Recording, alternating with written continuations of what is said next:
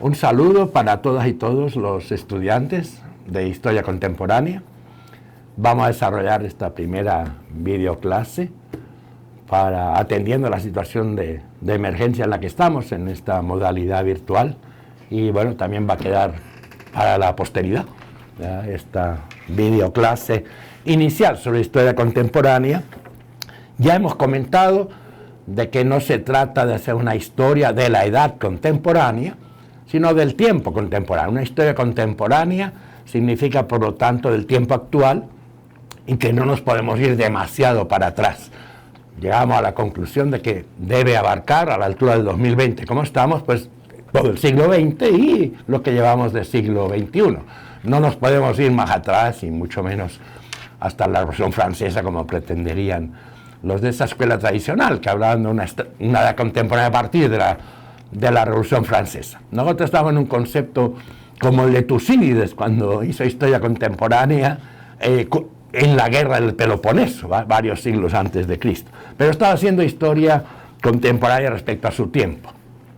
Entonces, si se trata de abarcar el siglo XX, pues claro, importante revisar la bibliografía, y dentro de ella, pues tal vez el libro más afamado, más conocido, no es el único, hay otros buenos, pero este libro de Hobsbawm, Historia del siglo XX, en realidad,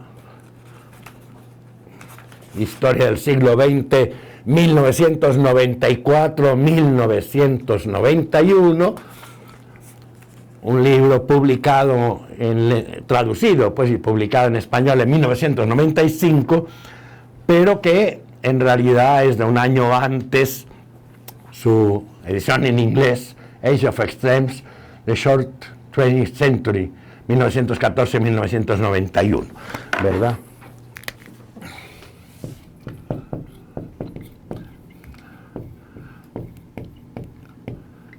Eric Hobsbawm, traduciendo el título que tenía la obra en inglés, no de cómo se comercializó después en español, La era de las extremas.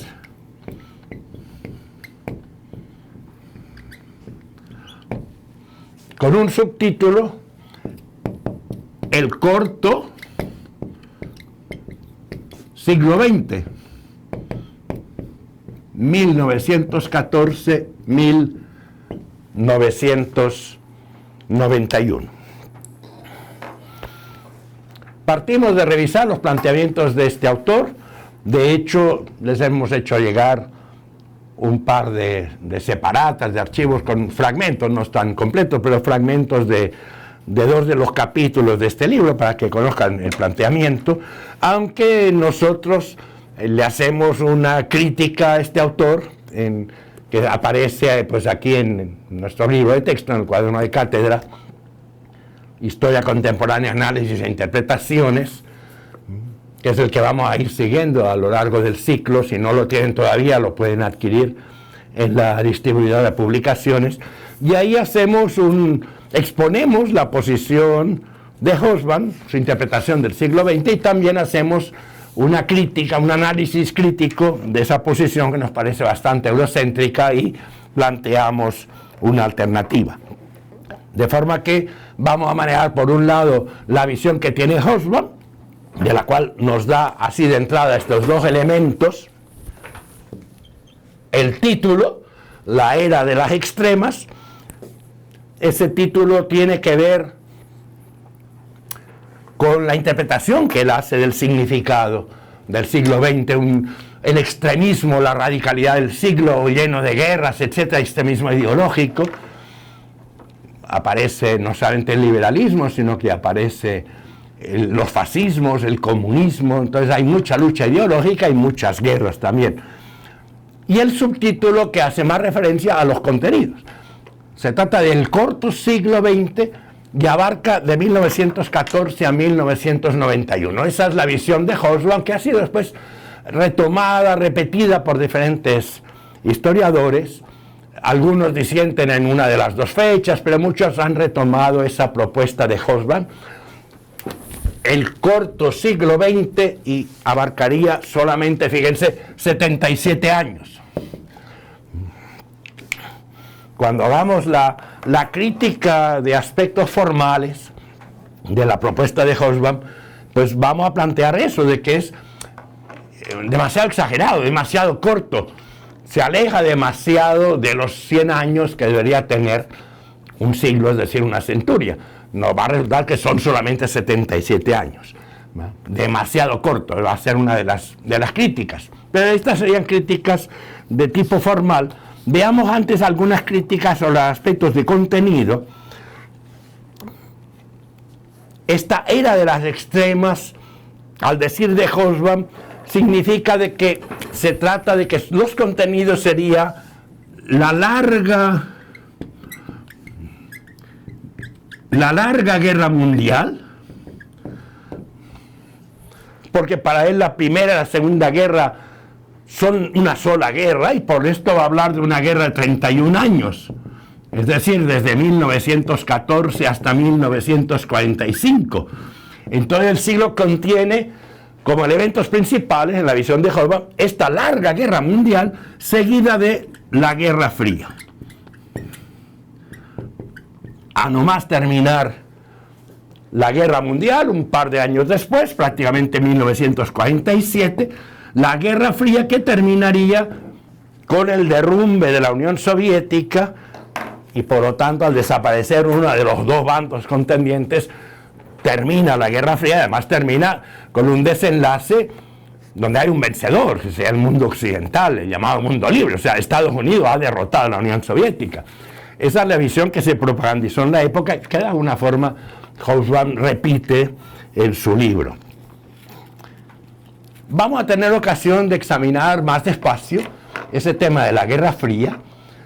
Vamos a discutir esa afirmación propia de la época, de que la Guerra Fría ha empezado después de terminar la Segunda Guerra Mundial, cuando la Unión Soviética ha participado en la guerra contra la Alemania nazi, ha participado en la derrota de Hitler, pero muy pronto va a ser considerada por Estados Unidos la Unión Soviética como su enemigo principal, y van a calificar a Stalin, el líder que está en Moscú, como el nuevo Hitler, ¿verdad? El nuevo enemigo al cual hay que vencer. Y eso inauguraría la Guerra Fría. Sin embargo, vamos a verlo más despacio en otra ocasión, bastante discutible, de lo que consiste la Guerra Fría como confrontación entre dos superpotencias, entre socialismo y comunismo. Todo parecería indicar que deberíamos pensar en que esa Guerra Fría empezó en 1917 con el triunfo de la Revolución Rusa, y que a partir de entonces es que frente al mundo capitalista aparece el llamado socialismo real, es decir, un socialismo ya no solamente que está en los libros, sino que es una realidad política e histórica que se va a ir desarrollando en los siguientes años, ¿verdad? Pero claro, ampliar la cantidad de años en los cuales habría Guerra Fría, esa nueva visión, pone un poco en trance, en duda, lo que ha sido la visión tradicional, de la cual en realidad Hobsbawm comparte en buena medida. Entonces, bueno, el tema este de la Guerra Fría lo vamos a ver por separado, porque no solamente no estamos de acuerdo con las fechas, tampoco en el propio concepto, y también nos estamos preguntando a la altura de nuestro tiempo, ya no de cuando sacó el libro Hobsbawm, que se precipitó mucho, era muy temprano, sino ya en el siglo XXI, bueno, ¿por qué no sigue habiendo Guerra Fría en nuestro siglo? ¿Verdad? Entonces hay varias preguntas que no quedan contestadas en esa visión demasiado eurocéntrica, demasiado tradicional. Revisando el concepto ese de una larga guerra mundial, de que la Primera y la Segunda Guerra Mundial, que en parte Hobsbawm las ve así por separado, pero después lo junta como una sola larga confrontación, que han tenido el mismo carácter de guerra imperialista, que en las dos veces ha salido derrotada Alemania, en fin, plantea varios paralelismos, y plantea de que han sido 31 años seguidos de guerra. Después de esa larga guerra, el siglo habría empezado con la guerra y después sigue con la Guerra Fría. Entonces, era una visión esquemática, donde este siglo habría sido un siglo terrible, casi de guerra constante, lleno de tensiones, lleno de extremismos, como el título de su obra indica. Es bastante discutible, de hecho, antes que Hobsbawm nadie había planteado que la llamada Gran Guerra, con la Segunda Guerra Mundial, después la Gran Guerra tomará el nombre de Primera, sean una sola guerra. ¿Por qué? En primer lugar, porque no son exactamente igual los bandos, es decir, no es la Segunda Guerra Mundial una repetición de la Primera, ¿verdad? Hay varios países que cambian de bando, como por ejemplo Italia, ¿verdad? Que estaban los países aliados y después en la segunda va a estar aliada con Alemania. En la segunda participa Japón, también en esta alianza con la Alemania nazi. Japón no participó en la primera. En la primera ha participado Rusia, pero era la Rusia del zar, no la Rusia bolchevique, la Rusia comunista que está participando en la segunda. Sí, en ambas participa Estados Unidos, pero, repito, son demasiadas las diferencias y sobre todo no toma en cuenta los 20 años que separan el final de la primera respecto a la segunda. 20 años es mucho tiempo y entonces se trata de una guerra diferente, no de la reanulación de la anterior. Incluso los medios técnicos, el desarrollo de la tecnología, de la ciencia y la técnica, hace que en la Segunda Guerra Mundial hay una capacidad armamentística que no estaba en la primera. La Segunda Guerra Mundial es muy determinante de la aviación, mientras que en la primera ha sido algo casi anecdótico. En la segunda, la marina, los submarinos, las fuerzas de paracaidistas, los tanques, las fuerzas de blindados. Entonces, hay muchos elementos que van a permitir que mientras la primera había sido una guerra de trinchera, una guerra muy estática de posición, en cambio la segunda es básicamente una guerra de movimientos. Una guerra de movimientos. Entonces, la forma de la guerra ha cambiado mucho, de forma que ahí se mira nuevamente una exageración por parte de Hobsbawm. Pero ya al momento de la refutación, tal vez las críticas a aspectos formales nos van a servir. En primer lugar, demasiado corto. Demasiado corto el siglo. Es como decir, bueno, en esa especie de arquitectura que ha hecho el autor, pues bueno, el edificio hay que ver si se sostiene o no, pero el aspecto formal, ¿verdad? La fachada, ¿verdad? Si es agradable, si tiene estética, pues no, le ha quedado un poco fea la propuesta. Demasiado corto, 77 años. En segundo lugar, examinamos la coherencia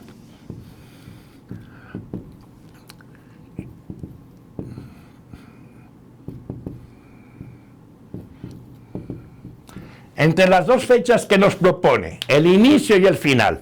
1914, inicio de la Primera Guerra Mundial. 1991, final de la Guerra Fría. Al hundirse la Unión Soviética, desaparece el socialismo real. No tiene mucha coherencia una cosa con la otra. No tiene mucha coherencia. Vean, si pensáramos cambiar, en vez de 1914, poner 1917, la fecha en que triunfó la Revolución Rusa, ganaría en coherencia, porque entonces sería, bueno, empezaría el siglo al nacer la Unión Soviética, al aparecer el llamado socialismo real en la escena y confrontarse con el capitalismo, aparecer pues esa ideología comunista frente a la ideología del llamado mundo libre. Y entonces podríamos decir, bueno, pues 1917 nace la Unión Soviética, nace el siglo.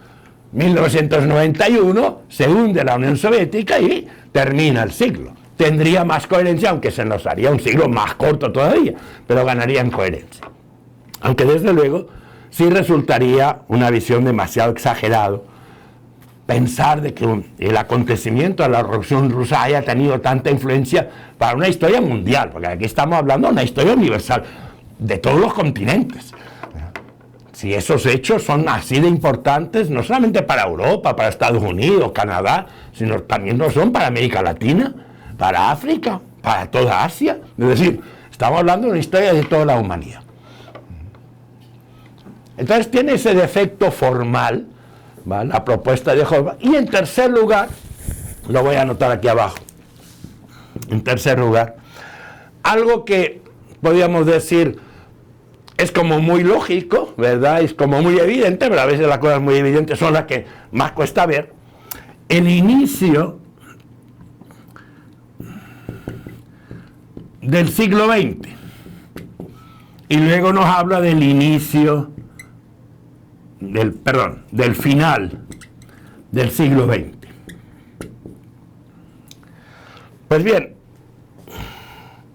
el final del siglo XX ha de ser el inicio del siglo XXI, así como el inicio del siglo XX ha sido el final del siglo XIX.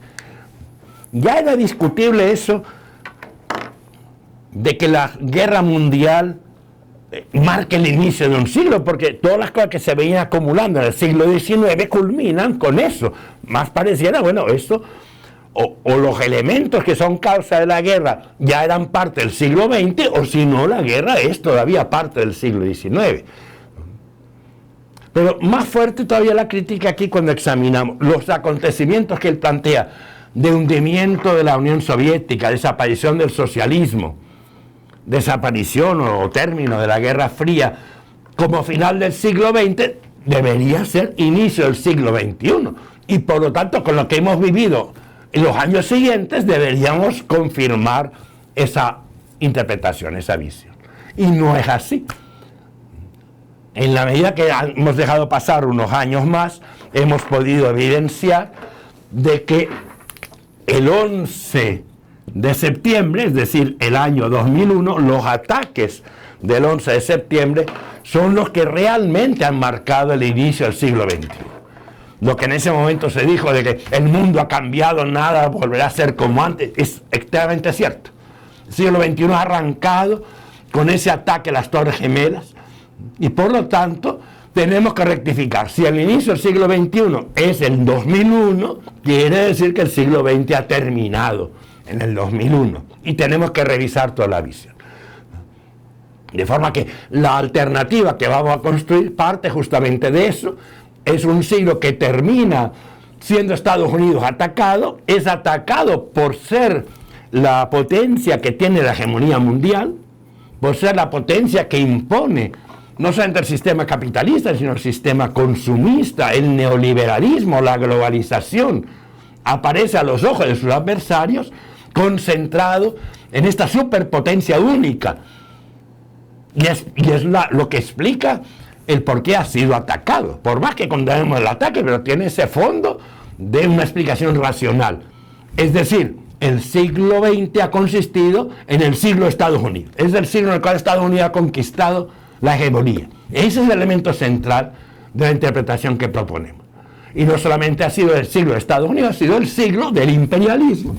Y ha sido el siglo de la globalización. Estados Unidos representa eso, y el ataque a las Torres Gemelas, o sea, al centro de comercio mundial, el ataque al Pentágono como centro del poder militar mundial, y el intentado ataque a la Casa Blanca o al Capitolio, que sería el centro político mundial, expresaría eso. Estados Unidos es atacado porque durante ese siglo ha conseguido esa hegemonía, y por lo tanto nos vamos para atrás buscando una fecha que sea coherente con eso, ¿verdad? Y entonces en nuestra propuesta el siglo habrá empezado 1898 y terminado en el 2001 con estos contenidos. Ha sido el siglo XX el siglo del ascenso de Estados Unidos a la hegemonía, el siglo del imperialismo y el siglo de la globalización. Una interpretación que se aparta un poco de la de Hobsbawm. La de Hobsbawm puede quedar contenida dentro suyo, pero nos parece que es más abarcadora, sobre todo por la parte de la humanidad que no vive en el norte, sino que vive en el sur. En Asia, en África, en América Latina, ese 80% de la humanidad puede quedar comprendida en una interpretación así, y a esa otra interpretación de la humanidad del norte, la que está presentando Hobsbawm, pues puede quedar incluida como un caso particular, por decirlo así, como la ley de la gravedad no es válida en todos los casos, sino que es una ley particular dentro de una ley más general que sería la ley de la gravitación universal. Entonces, de alguna forma estamos planteando una interpretación del siglo XX en esa forma, que no rechaza totalmente, pero sí que incluye como caso particular la visión hasta cierto punto restrictiva de lo que había planteado Hobsbawm. Bueno, pues con un poco más de explicación tienen ustedes en el texto que les mostrábamos, ¿verdad? En el primer capítulo, justamente desarrollar estos argumentos. Espero que esta clase les haya servido para aclarar bastante más ese tema, esos conceptos. Y nos veríamos en una próxima sesión dedicado justamente a un análisis más pormenorizado de la Guerra Fría. Vamos a utilizar ahí una técnica, digamos, de análisis dialéctica, ¿verdad? Hasta entonces, pues, y pasen un feliz día, manténganse saludables, espero que sigan todos con muy buena salud.